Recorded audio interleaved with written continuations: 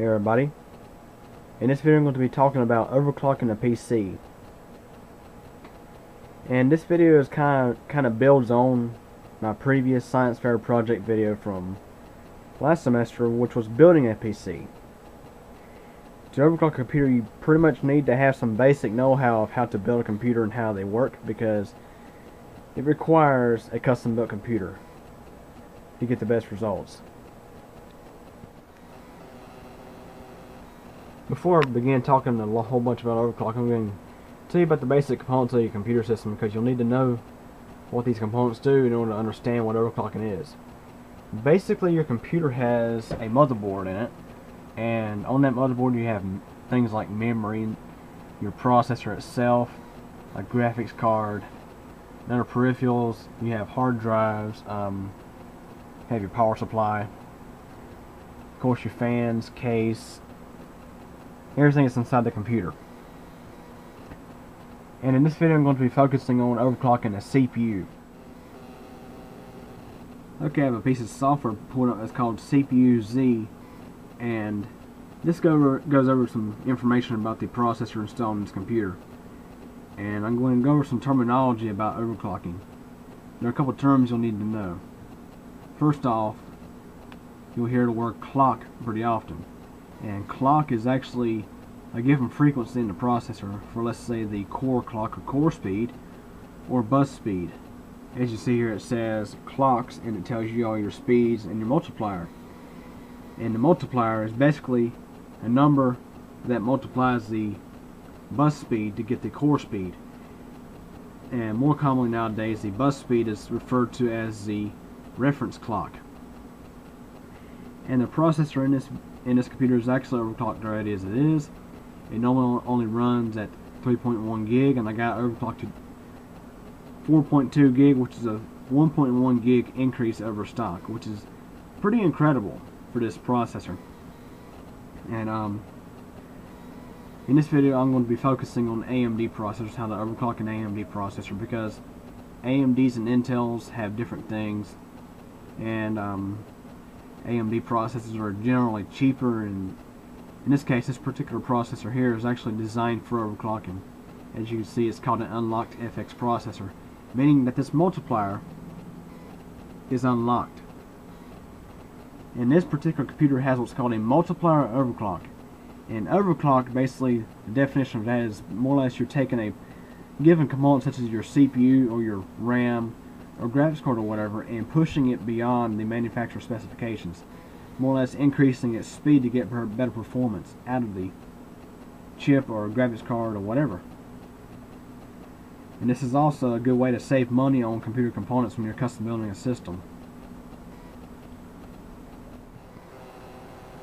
And the way overclocking is done is you go into what's called the system BIOS or system subutility, and on a motherboard that has a supported BIOS for overclocking, it will have a submenu just for overclocking. You'll have several things to mess with to overclock your CPU or memory or anything like that.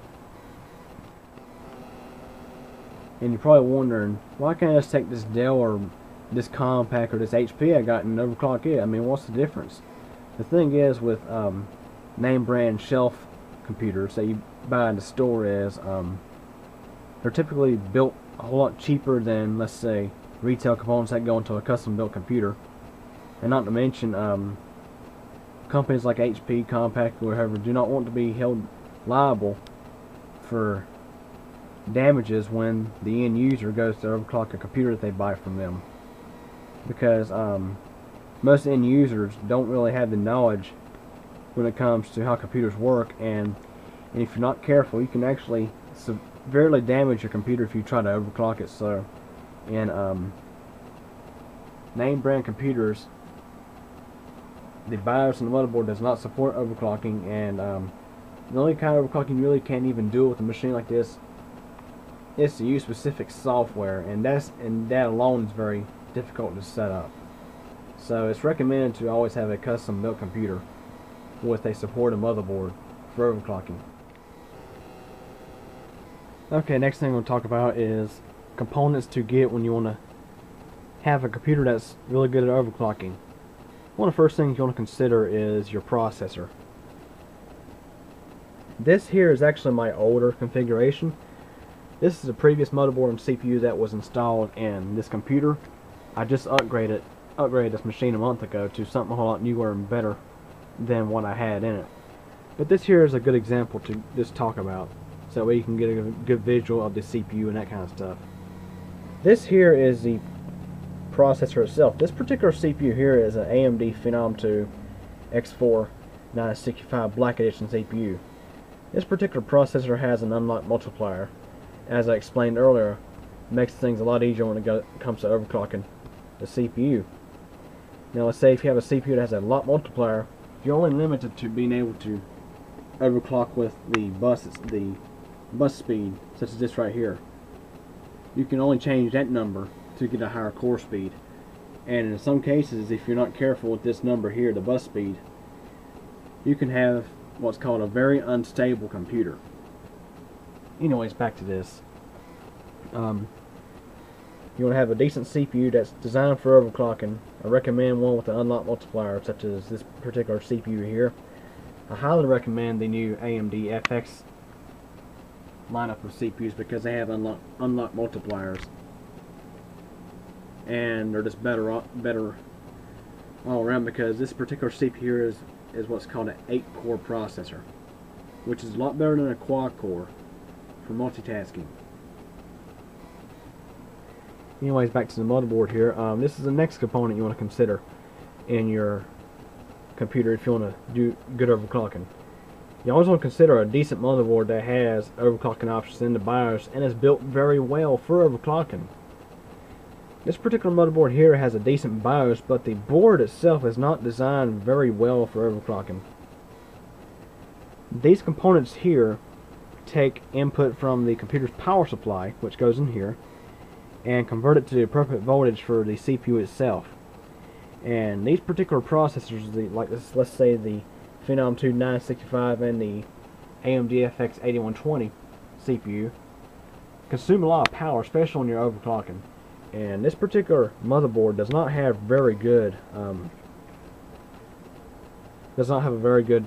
power supply going from here to here, because there's no coolant here and there's not very many traces for current to flow. This here could burn up very easily. Now let's have a look here at this motherboard. You can have a look here. This motherboard here actually has cooling over what's called the MOSFETs, or the little chips that are responsible for voltage regulation, which are these little guys right here, if you can see. And these here are called chokes. And this motherboard has several more traces or phases before the power can flow, so this is a much more stable motherboard for overclocking because it has a very good CPU power supply regulator. And next component I'm going to focus on is the power supply itself. This box here is what takes in the 110 volts AC or 240 volts depending on where you live, and converts it down to the appropriate voltages for your computer to use, which is 3.3 volts, 5 volts, 12 volts, an auxiliary 5 volt standby rail, a minus 12 volt rail, and on older power supplies a minus 5 volt rail. And the CPU gets its power from what's called a 12 volt rail. And this particular power supply is a 650 watt power supply. And the kind of power supply you'll need depends on what kind of components are in your computer. This computer has a pretty good bit of components. It has 3 hard drives, a mid-range graphics card which does require power from the power supply itself with a connection. Basic graphics cards get the power straight from the motherboard. We have several add-on cards here. We have 2 optical drives, a water cooling system, which I'll get back to here shortly. So this computer needs at least a 650 watt power supply. And if you're really looking to push your CPU extremely hard, get at least a 700 watt when you have a decent graphics card in your computer. I mean, there's power supplies out there that can supply over 1,000 watts of power. So I mean, it's kind of up to you. Just depends on what kind of components you have in your computer. And the power supply itself is highly responsible for how well your computer can overclock, because when you overclock your CPU pulls a lot more power and requires a lot more power from the power supply. Since you heard me talk about more power consumption, that means more heat. And this particular computer is water cooled for that particular reason. When you're overclocking a CPU, you need to get the temperatures down lower than what they would normally be with, let's say, an air cooler. Okay, here's my random collection of CPU coolers that are air coolers. And we have the most basic ones like this here. This here come out of a recent compact computer. This comes to show that name brand computers aren't designed for overclocking. And as you see, some of these coolers are a little bit bigger, and some of them use copper as the entire heatsink itself. Like this heatsink here used to be very popular for overclocking before water cooling became the big thing. And this cooler here is designed to cool a hot CPU because it has heat pipes on it. And here's the cooling fan. And here's a bigger heat pipe cooler. With something like this, you can get by with fairly mild overclocks. Let's say 300-400 megahertz overclock, maybe 500 megahertz sometimes. It really depends on how well the CPU itself overclocks. And this has to do with lower end CPUs. If you take a lower end CPU and try to overclock it with one of these, you'll have pretty good results. But if you take an already hot running CPU and try to overclock it, it's not going to do very well, because this here will get very hot.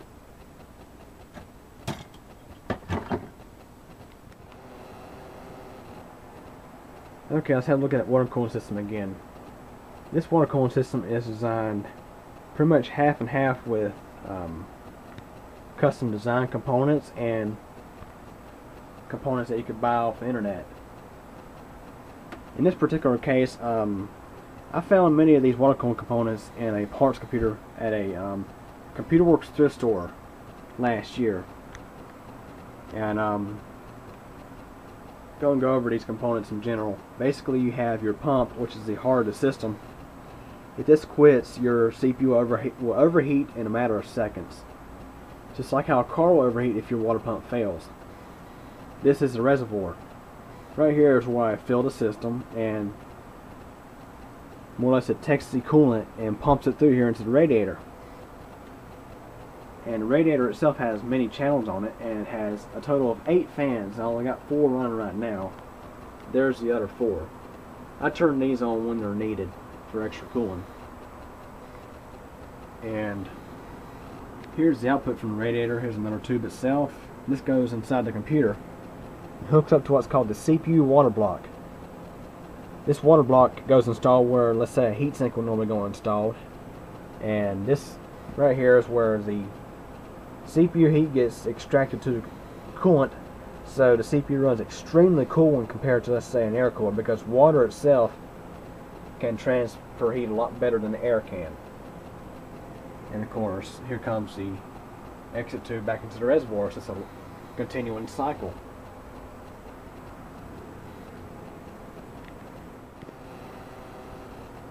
Okay, the coolant in this system is called Fluid XP Plus non-conductive coolant. I mean, there's a whole variety of types of coolant you can use in your water cooling system, should you decide to go with something like this. I do not recommend the use of tap water, because over time the system will grow algae and all sorts of other things and will get contaminated real fast. So it's recommended to use distilled water with, let's say, water wetter, or some formulas out there. You can add some tablets or whatever that actually stop the growth of, let's say, algae and that kind of stuff, so that way your system doesn't get contaminated.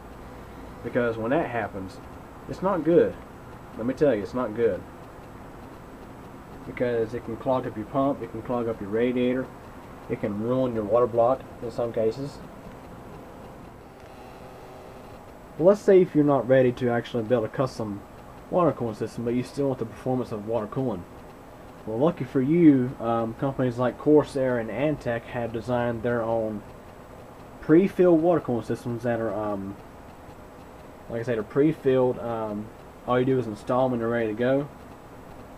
From Corsair, you have offerings such as the H50, H60, and H70. There may even be a H80, I'm not sure. And Antec also has a couple of offerings that are pretty decent too. So that way you don't have to deal with the hassle of building your own water cooling system. But it is recommended that you go with a custom water cooling system, provided you have the money to do so. Okay, before I continue on, I'm going to give you a general idea of how much things will cost if you decide to go with an overclocking setup. More or less custom build your own computer for overclocking. And the thing about custom built computers is the price really depends on what you put in the computer system. I would say a computer like this would probably cost, if I was to buy brand new components right now and build it, it would probably cost maybe $1,200 to $1,500 to build. Now, that's of course, this machine has 3 hard drives in it, a fairly decent graphics card, of course, really nice CPU, really nice motherboard, and the water cooling system. And I'm going to break down the components I mentioned earlier that are actually responsible for overclocking, such as your motherboard, CPU, water cooling system, and power supply. I'm going to cover the general cost of those components. This particular motherboard here is an ASRock 890FX Deluxe 4 motherboard, which I bought back in March 2012, and I spent around $137 on this thing. The CPU itself, which I mentioned, was the AMD FX 8120 processor. I spent around $200 on that particular processor. Now, when you go to buy something like this, the thing about computer hardware components is, in many cases, the prices come down as new components come out. So just take these numbers with a grain of salt because they will change real quick. Now we're going to talk about the water cooling system. I got many components in this system for real cheap. Like I say, the pump reservoir come out of a parts computer that I spent $60 on, and that computer had, of course, the case, a motherboard, and the water cooling system with a different radiator and different water block. This here actually used to be an automotive air conditioning evaporator, which I trash picked out of my grandpa's backyard because he has a bunch of old cars and stuff. So I got that more or less for free. And of course, the water block itself, it's around $50, which is actually a pretty good deal on this block because it performs very well. Some water blocks will set you back about $100 though. And of course, the tubing here, I picked this up at Lowe's, and you shouldn't have to pay too awful much for that. It's probably maybe $10 so tops for tubing. Let's say if you go to Lowe's and get it, that's probably how much you'll pay for it. And the power supply itself, I'm going to tell you about that. This is a 650 watt power supply, and you want to be sure you get a power supply that has good 12 volt power. This particular power supply has 2 separate 12 volt outputs, both doing 25 amps apiece, which is really good and stable for overclocking. Now, if you have, let's say, multiple graphics cards, a whole bunch of hard drives, I'd recommend at least a 800 watt power supply if you're going to do something really hardcore with your CPU in terms of overclocking it. And let's say for a 650 watt power supply, this particular power supply here costs probably around $70. They may have discontinued it by now, but usually a good 650 watt power supply will set you back probably $70 or so based on my personal experience with power supplies. And the thing you gotta be careful with if you was to go get a power supply is the thing about power supplies is many of them out there are real cheaply built and falsely advertised, and will actually burn up when you try to pull half the rated power out of them. They're so terrible. Anyways, that's not really the point here. The point here is how to overclock your system, so I'm going to get on to that next. Next thing we're going to do here is access the system BIOS, which to do, what to restart the computer.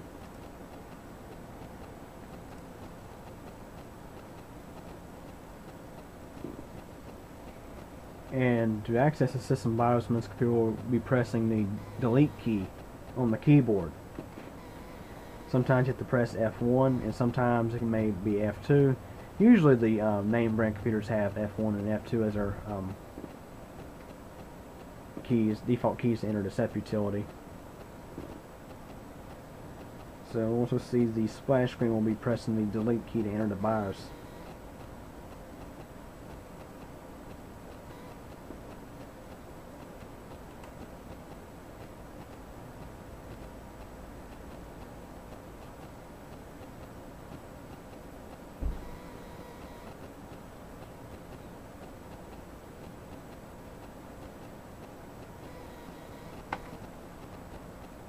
Press the delete key when entering setup.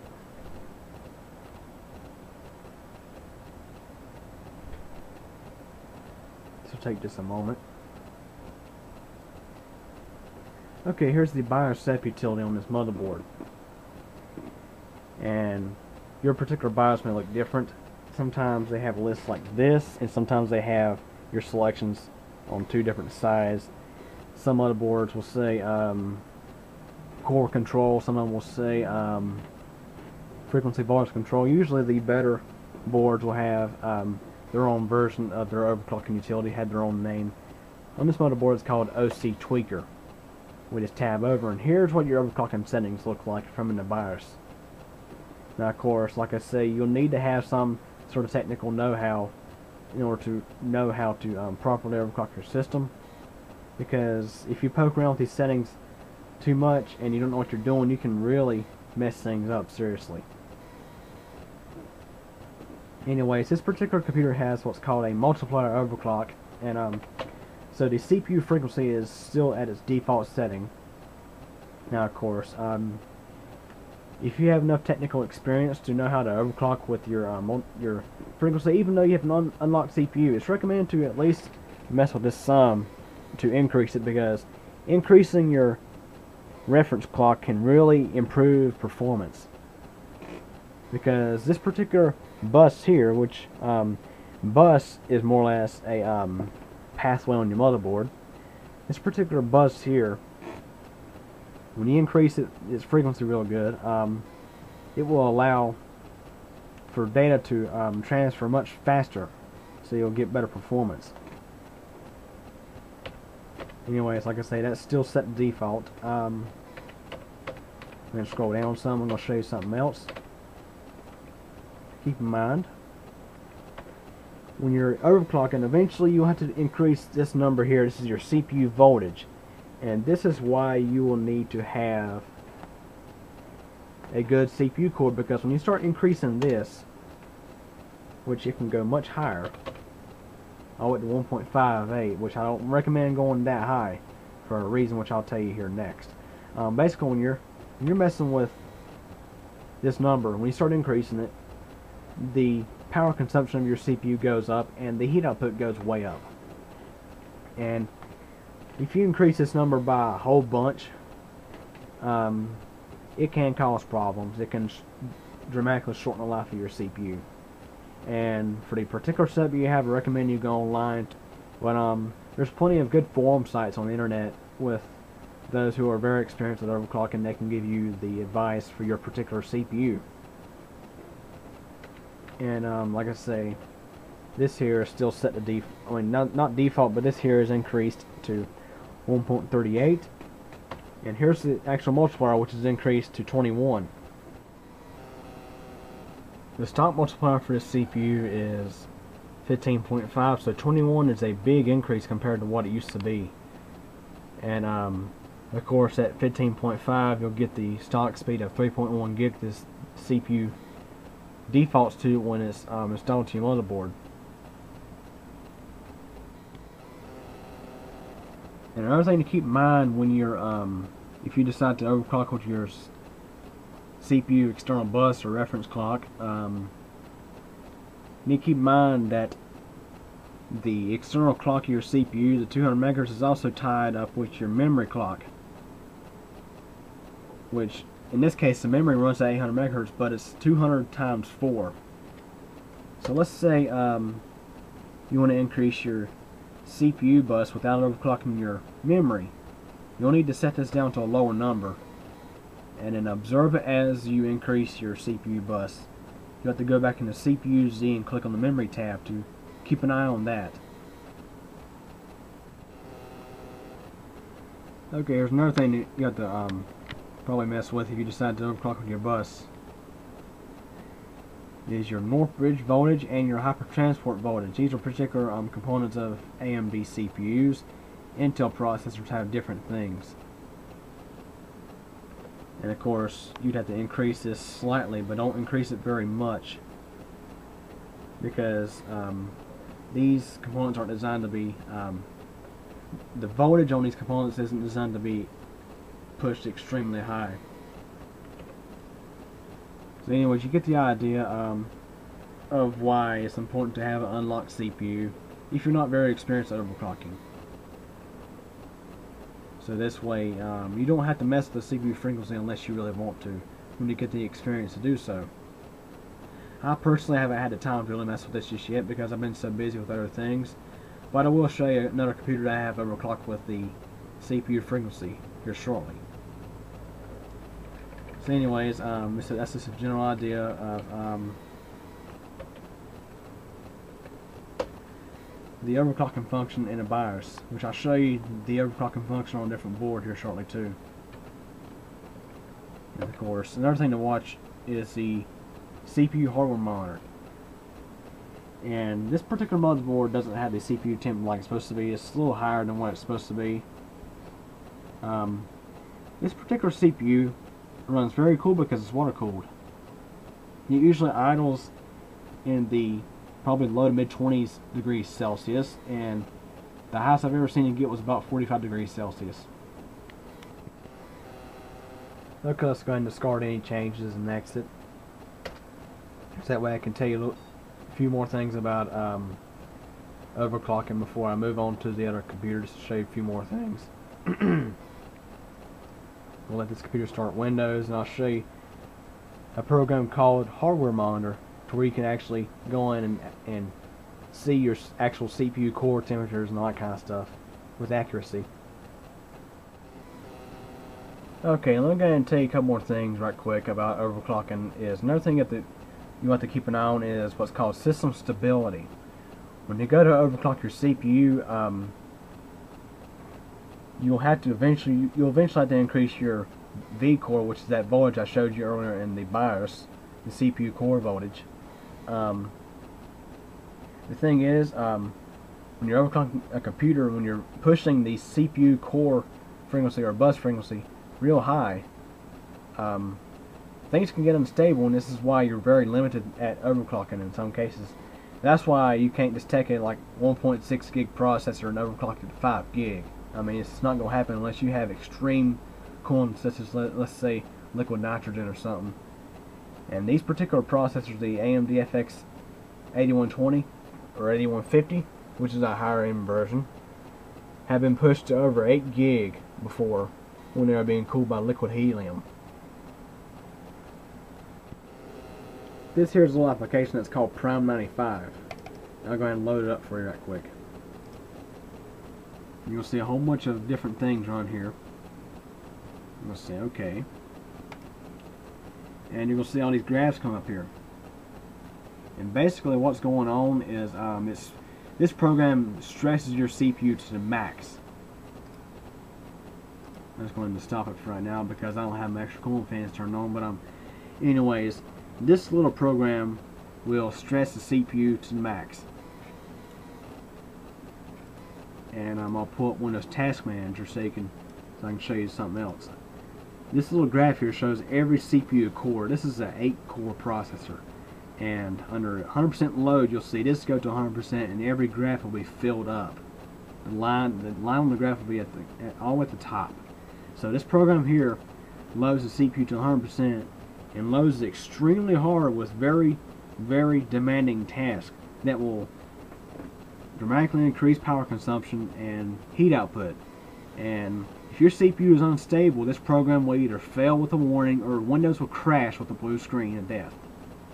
And then that's when you have to go into the BIOS and start fiddling around with settings, such as your voltage and all that kind of stuff. And while that Prime 95 application is running, you'll be watching your CPU temperatures with hardware monitor.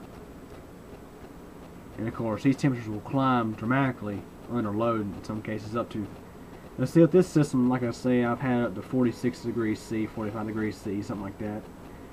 And if you're running an air cooler, you'll see temps as high as upper 50s as low as 60s with this CPU, which is extremely hot for this processor because this CPU does not like being pushed over 62 degrees Celsius. Okay, I'll just talk about stability a little bit, and now let me tell you something else about overclocking your computer. Let's say you're poking around in the system BIOS and you're setting some extremely high settings, such as, let's say, a high frequency, and not even touch your core voltage, for example. And you go to restart your computer after applying settings and it doesn't start. Well, I mean, the fans run and lights and stuff will be on if it's custom built or whatever. Let's say you go to start your computer and nothing comes up on the screen. Well, that means your computer is extremely unstable to the point where it can't even get into what's called the BIOS. And in that case, you have to reset your CMOS, which is a little jumper on the motherboard. And you have to go to your motherboard's manual to find out where that is. It's usually right near where a little button cell battery is located on the motherboard. But let's say if you have a high quality motherboard, such as this board here. This motherboard actually has a button on the back of it where all your connections plug in, where you can clear the CMOS, which is your BIOS. Shouldn't something go wrong. You see that light back there? That's actually the clear CMOS button, which is, like I say, it's a feature that you only find on premium motherboards. And that will clear all settings out of the BIOS. It'll do more than just clear your overclock settings. It will clear out your date and time, all sorts of stuff. So you'll have to know how to change all those settings back to normal. Which I recommend. This is why I recommend that you have some sort of computer repair knowledge and how to build computers before you go and overclock your computer. But if you're an average person who's new to computers and you're willing to learn, I recommend you do a lot of research on overclocking, because I can only give you so much information in this video just out of my technical knowledge, because I mean this kind of stuff is Chinese to many people. They don't understand a word I'm saying. But like I said, I recommend that you do a lot of research should you decide to overclock a computer. Now, before I wrap this video up, I'm going to show you another machine that's overclocked. Okay, here's another computer that I've overclocked in the past. This computer has a AMD Athlon 64X2 dual core processor 3800 plus, which is normally clocked at 2 gigahertz, and I got it overclocked to 2.5. And this CPU is locked because it come out of a this CPU and this thing originally come from an HP desktop computer that I bought as a parts machine, and so I had to overclock using the bus. So I'm going to go into the system BIOS. First, I'll pull up CPU Z and show you exactly what I'm talking about.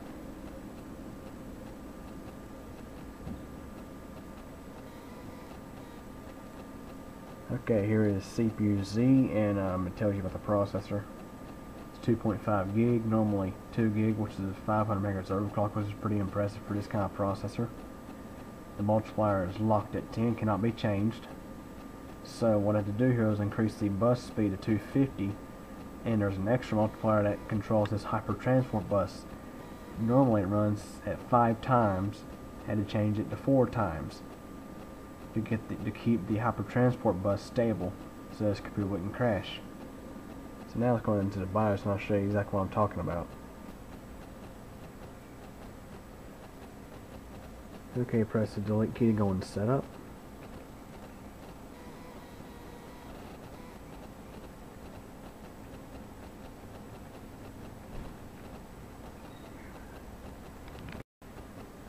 Okay, here I'm in the BIOS on this particular computer, and it's nowhere near as friendly as the BIOS on the other computer.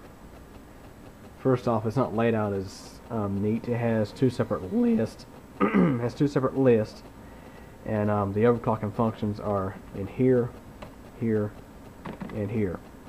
First, I'll show you here. Located here is the CPU frequency. I got it set to 250. Here I set the hyper transport frequency to 4 times. and I set the mem clock index value to 166. So that way, when the CPU bus got overclocked to 250, this would actually be 200 megahertz. And I also had to set the timings specified with the memory to appropriate settings because it was still using the timings that were designed for 166 even though the memory is running at 200. I'll show you a little bit more about that here shortly. And over here in this XBIOS2 overclocking thing, I set the CPU voltage up to 1.4. Let's go ahead and exit the BIOS. That BIOS there definitely wasn't laid out anywhere near as good as the BIOS on the other computer. Okay, now I'm back in CPU Z and on the memory tab, and here are those timings I was telling you about. Go over to SPD, and here are the timings listed. So more or less I just copied these down and went into the BIOS and changed them manually. Okay, that was just a general overview of how to overclock your computer, and basically overclocking gets more performance out of given hardware such as your CPU. So that way you don't have to buy the next up version of CPU. For example, with that AMD FX 8120 processor I paid $200 for, I could have bought the 8150 for an additional $30, but I mean I was going to be overclocking anyway, so why waste the extra $30? That's one of the big reasons that you're better off overclocking when you have the technical know-how. And of course I try to best my ability to explain things as simple as possible. I've been working on computers since 2005, and I've been overclocking these things since 2007. So I have plenty of experience on how this stuff works.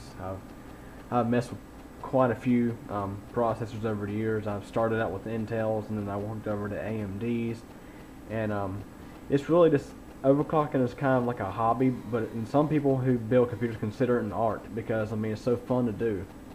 And anyways, if you have any questions or comments, feel free to ask.